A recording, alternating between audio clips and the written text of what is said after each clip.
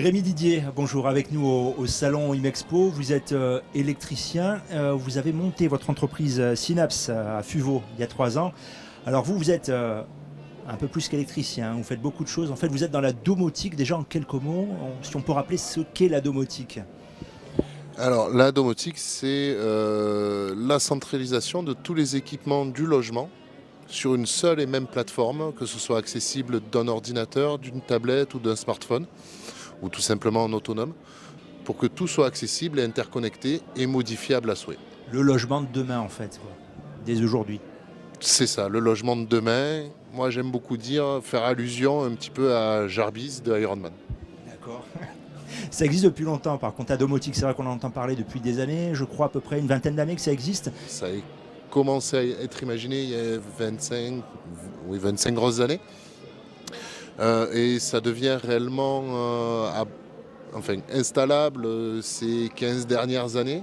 Parce que c'était très très cher quand même au départ. C'était très onéreux, oui, parce que ça demandait beaucoup de main-d'œuvre et beaucoup de temps d'installation pour être mis dans les logements. Et maintenant, on arrive facilement à installer un logement en une semaine en domotique, tout équipé, quoi. D'accord, pour des ordres de prix de. Donc vu que maintenant c'est devenu On abordable. va dire que pour un logement, si on reste sur des demandes modérées, on peut équiper tout un logement pour moins de 10 000 euros. Dans le neuf comme dans l'ancien. Dans le neuf comme dans l'ancien, et même pour les pros. On- Quand on pense à la domotique, on pense au confort surtout, mais ça va bien au-delà de ça, si j'ai bien compris. Oui, principalement la domotique au départ c'était fait pour le confort, pour automatiser le logement purement et simplement. La domotique, ça permet certes du confort, mais c'est aussi une grosse question de sécurité, puisque ça gère l'alarme, que ce soit les alarmes intrusion, les alarmes feu. Ça peut être aussi des alarmes pour personnes âgées, personnes handicapées. Ça gère aussi un contrôle d'accès, par exemple le postier qui vient pour déposer un colis.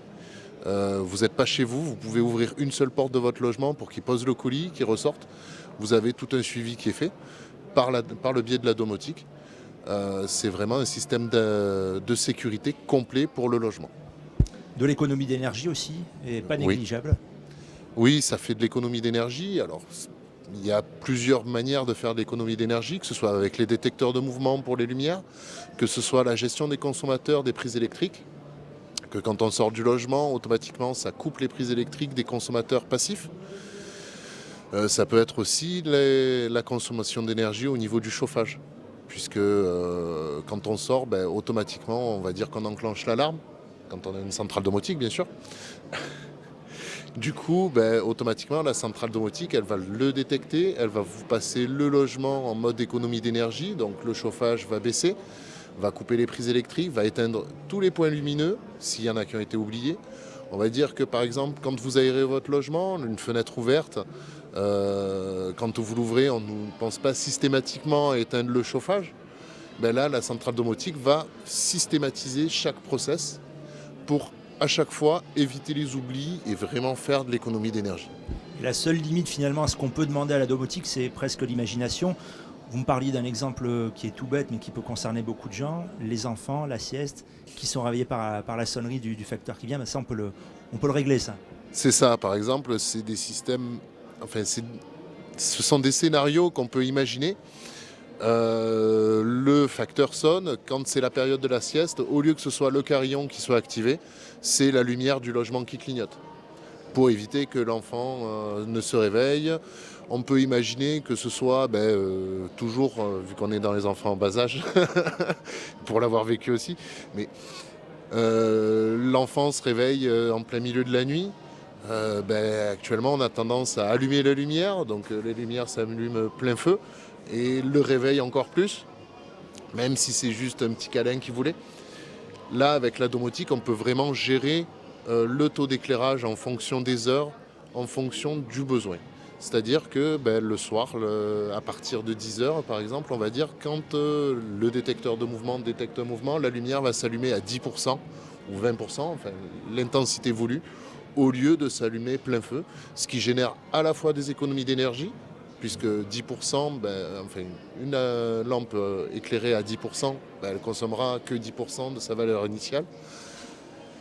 et à la fois un confort, puisque ça va éviter de nous aveugler quand on est mal réveillé, quoi. On a parlé du portefeuille un petit peu des clients. Autre chose aussi à savoir, c'est qu'il y a des mesures incitatives, notamment sur la TVA, pour ceux qui voudraient se lancer, s'équiper en domotique. C'est ça, actuellement, on peut bénéficier d'une TVA à 10% sur les logements de plus de 2 ans. Voilà, c'est tout bon à savoir. On rappelle Rémi Didier, donc domoticien, on peut le dire. Oui, on peut dire Hein, domoticien, ça oui. existe. Ça Votre existe. entreprise, elle est à Fuveau, ça s'appelle donc Synapse. Et C'est on ça. peut vous retrouver, je ne sais pas si vous avez peut-être un site internet ou. Oui, sur domotique-synapse.fr. Merci à vous. Merci à vous.